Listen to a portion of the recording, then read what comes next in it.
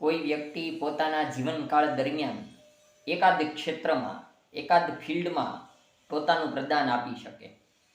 કોઈ વ્યક્તિ બિઝનેસમેન હોય તો પોતાના ક્ષેત્રમાં સફળ થાય. કોઈ કલાકાર વ્યક્તિ પોતાના કલાના ક્ષેત્રમાં આગળ વધી શકે, પ્રદાન આપી શકે.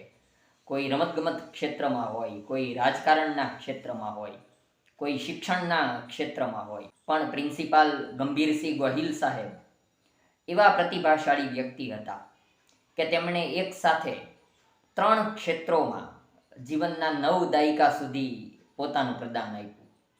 અને આજે તેમનું નિધન થયું છે.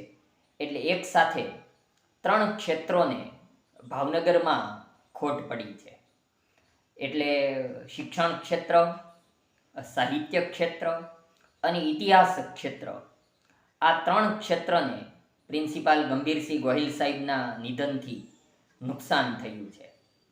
ગંભીરસિંહ ગોહિલ સાહેબનો જન્મ 1934માં થયેલો. 8મી જૂનનો એ દિવસ હતો.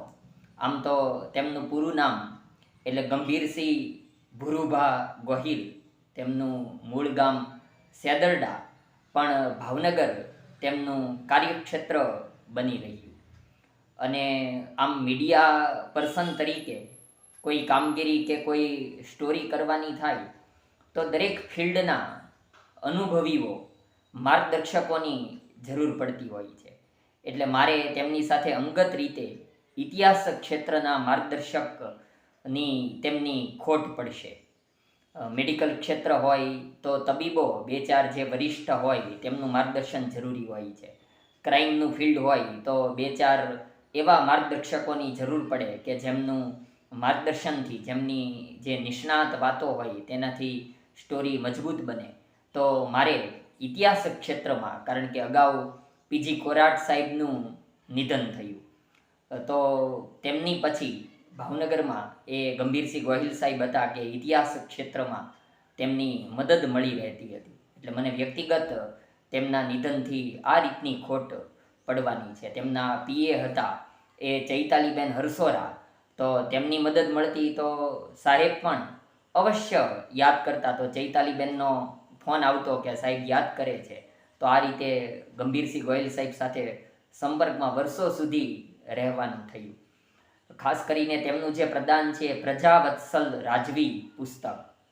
કોઈ પણ રાજવી વ્યક્તિ ઉપર આ રીતે લાર્જેસ્ટ બાયોગ્રાફી લખાઈ હોય તો એ ગંભીરસિંહ ગોહિલ સાહેબનો ગુજરાત રાજ્યમાં વિક્રમ બની રહેવાનો છે. આ 600 પાનાનું દળદાર પુસ્તક, તેના માટે તેમણે ઘણો બધો અભ્યાસ કર્યો અને તેમણે એ પુસ્તક સાહિત્ય ક્ષેત્રે ભેટ આપ્યું હતું. આમ ગંભીરસિંહ ગોહિલ સાહેબને કાને ઓછું સંભળાતું, પણ મારો વ્યક્તિગત મત એવો છે કે તેમને ઘણું બધું અને ખૂબ સારી રીતે સંભળાતું, જે આપણને કોઈને સંભળાતું નહીં.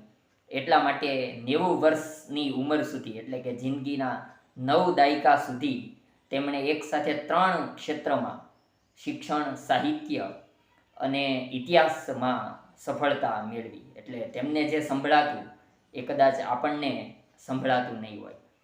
તેઓ ભાવનગર ગદ્ય સભાના પ્રમુખ પદે રહ્યા અને જે નવોદિત લેખકો પોતે જે તૈયારી કરીને નવું લખે છે તેમને તૈયાર કરવામાં એ ગંભીરસિંહ ગોહિલ સાહેબનું ઘણું મોટું પ્રદાન છે. અને એમના પ્રમુખ પદ હેઠળ જ જે ગદ્ય સભા ચાલી અને તેમાંથી એક લેખક ગુજરાત રાજ્યને મળ્યો, એ રામ મોરી પણ હું એવું માનું છું કે એ ગંભીરસિંહ ગોહિલ સાહેબ ગદ્ય સભાનું ગુજરાત રાજ્યને પ્રદાન છે. જોકે ગંભીરસિંહ ગોહિલ સાહેબની ઉંમરને કારણે અને પછી ઘણો સમય એ રાજકોટ રહેવાનું થયું, એટલે ગદ્ય સભાનું સંચાલન એ પ્રોફેસર મહેન્દ્રસિંહ પરમાર સાહેબ, ઉપરાંત લેખકો અજય ઓઝા, પ્રવીણ સરવૈયા, તેમના માર્ગદર્શનથી ચાલતું રહ્યું. પણ ગંભીરસિંહ ગોહિલ સાહેબનું પ્રદાન એ સાહિત્ય ક્ષેત્રે નોંધનીય છે. ઇતિહાસ ક્ષેત્રની વાત થઈ, ઉપરાંત શિક્ષણ ક્ષેત્રે તો એ તો ખૂબ જાણીતી વાત છે કે ગુજરાત રાજ્યની ઐતિહાસિક કોલેજ ભાવનગરની શામળદાસ કોલેજના તેઓ આચાર્ય પદે રહી ચૂક્યા અને ઘણા વિદ્યાર્થીઓની શિક્ષણ ક્ષેત્રની કારકિર્દી એ સાહેબે ઘડતર ચણતર દ્વારા પોતાનું પ્રદાન આપ્યું છે. એટલે આજે જ્યારે ગંભીરસિંહ ગોહિલ સાહેબનું 9મી મે 2025ના દિવસે નિધન થયું છે, તો ભાવનગર અચૂકપણે તેમને યાદ કરશે અને આ ત્રણેય ક્ષેત્રો શિક્ષણ, ઇતિહાસ અને સાહિત્યમાં તેમનું પ્રદાન એ આજીવન નોંધનીય બની રહેશે.